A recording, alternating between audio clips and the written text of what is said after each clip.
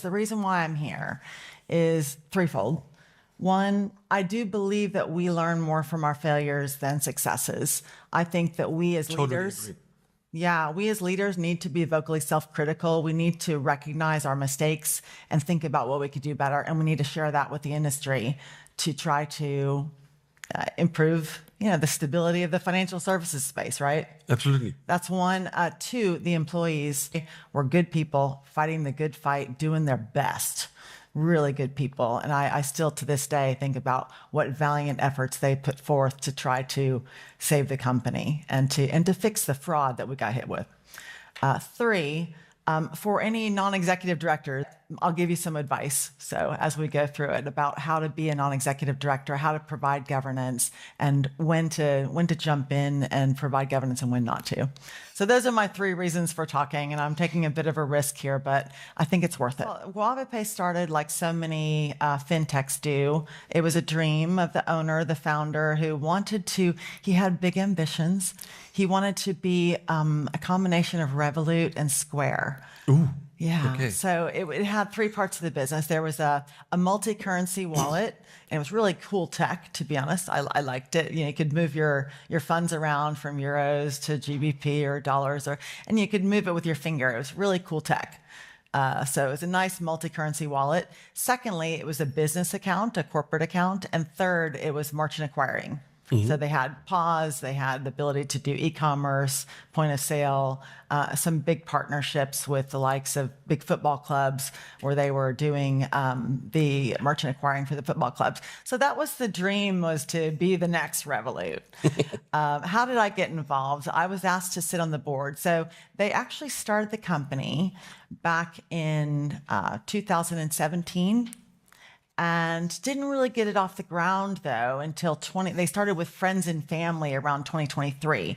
But I joined as a non-executive director in 2024 in March. And they were just really kicking off. They had some big football club partnerships, sponsorships. They were advertising on the underground. So they grew really rapidly in 2024. They went from friends and family in 2023 to 16,000 customers in 2024. Whoa. And then with corporates, there were just a handful of corporate customers, and they grew it to over 2,500 corporate customers in 1 year. Whoa. Right, so Okay. rapid growth. So that's how I got involved. I got involved because it was a nice, sweet company, good tech. I liked the people. It had a really good vibe. I was asked to be on the board, and as a board director, you typically are doing maybe 6 meetings a year, board meetings a year, and just looking over the corporate governance. That's how I got involved. Thank you. Looking back at the challenges the company faced, you've identified a few key areas. Could you walk us through the primary root cause of the crisis, particularly regarding growth speed and fraud controls? Yeah. Well, I gave you a little bit of a clue on the growth. And I think that when you're growing really rapidly from friends and family, you don't always have the right controls in place. So maybe you need to take a pause before growing too quickly. But we did. We grew really rapidly, and everybody was thinking, wow, this is great. We were rejecting over 50% of the customers that came in. So it wasn't like we were just taking everyone on board. We did have KYC, we had partners, but we were like fresh meat to the fraudsters. There was indeed a big fraud cartel that saw us as a new fintech. And we were a small EMI at the time. We were not even an authorized EMI. We were a small EMI. But they saw us growing. They infiltrated, started doing account takeovers. They were literally, guys, they were on Facebook and Reddit, and they were offering 50 quid for a Guavapay account. Oh, I know stories like that. Yeah. We had, similar cases. It's really scary. So they attacked us in a big way.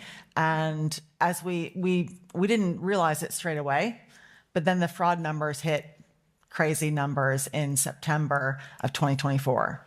So again, we're just launching. I get there in March, and then we start seeing the fraud.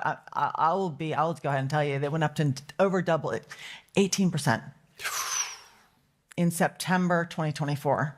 inbound APP fraud. Now, this is not the corporate, it's not outbound, it's inbound APP fraud hit 18% in September.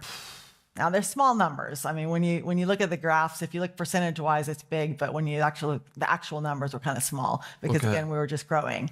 But that was terrible. So we did go all hands on deck, and everybody was trying to stop these guys. We even had sting operations where we had some of our own employees going into Facebook and posing as people who would sell the account so that they could catch the bad guys and work with the National Crime Association and they got really good at freezing funds immediately. As we saw, we put in high velocity checks to try and catch the fraud as it came in, and they would get really good at actually catching it and freezing it before the fraudsters could then ship it off to wherever they wanted to ship it off to.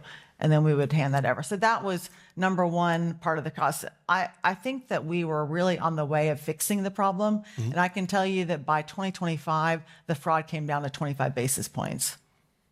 So that's good. So it went from 18% in September to 2025, less than 20 basis points. That's good. Good. Good news. But then there's another problem. Oh, okay. No, that was step one. Then step two comes in. So another thing is we brought in a new leadership team. Everything was new. So new board, new leadership team, hired a new CEO, new chief compliance officer, new head of internal audit. So all of this is great, but we did have some friction, I think, with the shareholder and the new leader. And so that the leader left, the CEO resigned after 4 months. Ooh. That never looks good, right? When you're a new company and you're growing and you've been hit by fraud and then you have a CEO resign, that just doesn't look great for the regulators. So I decided to save the day. I stepped in. I said, rather than hiring, we're dealing with the FCA right now. We're negotiating about the fraud, making sure that we give them assurance that we have the right fraud controls in place, right? And I said, well, rather than hire a new CEO, after the last one left after 4 months, I will step in as acting CEO. So I did that in, I think it was August 1st of 2025. And then I took over, and I had confidence that I was going to fix this problem. Otherwise, I wouldn't have done it, right? Then, about 3 weeks later, I discover that we're over our threshold, our compliance threshold. So as a small EMI, if you don't know this, there are two thresholds in place you cannot surpass. Basically, you're not an authorized company yet. You're registered, but the idea is that you can't grow too quickly until you get your proper authorization. So there are two rules. One, there's the 5 million rule. So you can't have more than 5 million euros in outstandings. And secondly, you can't have more than 3 million in payments on a rolling average 12-month basis. So we did not surpass the 5 million euros outstanding.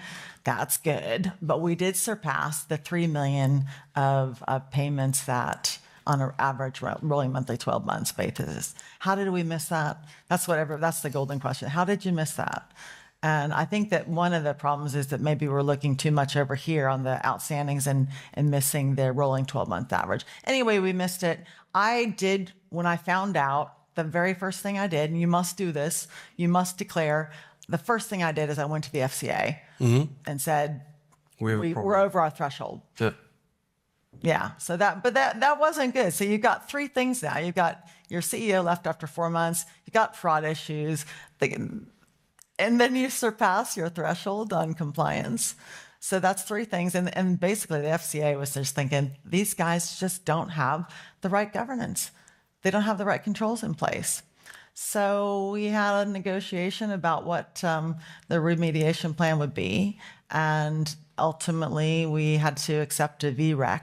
That's a voluntary requirement, which means that we are going to suspend the business. So we suspended our business on, I'll never forget the day. It was the 17th of September. And I had to, as the acting CEO, I'd been CEO for 6 weeks, guys. 6 weeks. On my sixth week, I was then having to notify all the customers that they could take money out, but they couldn't put money in, and they couldn't move money. And I had to notify all the employees that their jobs were at risk. Because this type of, when you're suspended, it could take 6 months, 9 months, a year to get through a skilled person's review. And I had to notify the partners. We had co-branded cards with 5 different football clubs. So I had to notify them that this was going to happen with immediate effect. And it was with immediate effect, not even being able to give notice. So it was not a good day. So that was, did I give you more than you wanted there? That was the root cause of what happened. What are your top 3 lessons learned that every executive in this room should take to here? Yes. Well, first, governance is so important. We all want to be non-executive directors one day. We think we do. We think that sounds glamorous, right? and you're offered to join this company. Be careful about joining a small EMI. I think the best way to do what I've started advising people now is go in as an advisor first.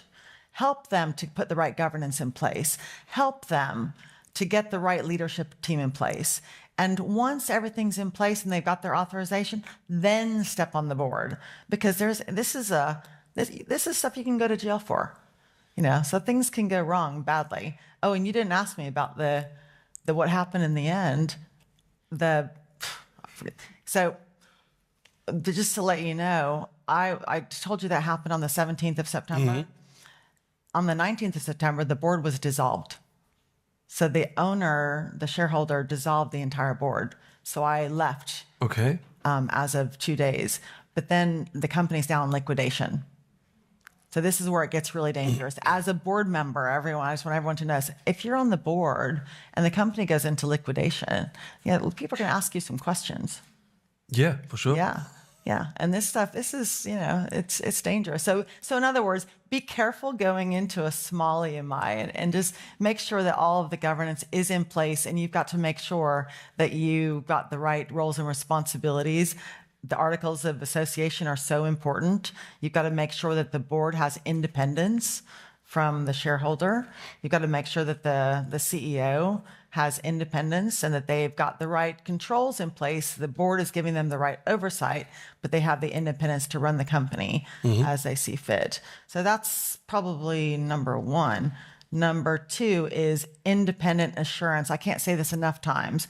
Independent assurance. When you're running an EMI and regulation is everything.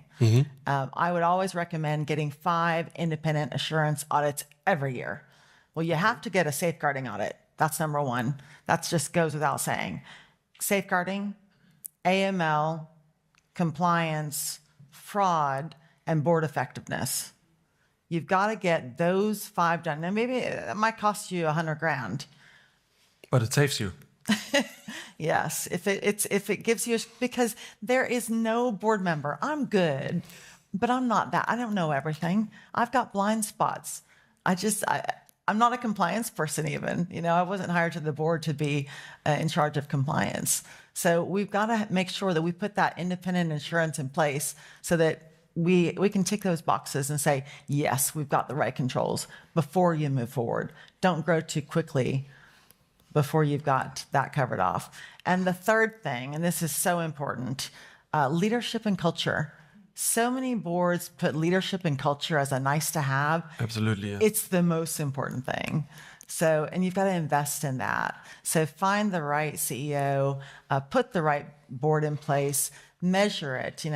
There are things you can do to make sure that you're measuring your culture, making sure you've got the right transparent culture, the right rules of play. Dust off those articles of association, because I can tell you, most people, a lot of you are CEOs in the room, and you've got your articles of association put in place as of day 1, and you don't look at them again. You should look at them every board meeting. Yes. You dust them off and just remind yourself of the rules of play and what the roles and responsibilities are, and what's your purpose. In the UK, a lot of people are mixed. They will tell you they kind of lean the US direction where they think it's about just looking after the shareholders. No, you've got to look after employees, customers, shareholders, the partners, and indeed the wider financial ecosystem.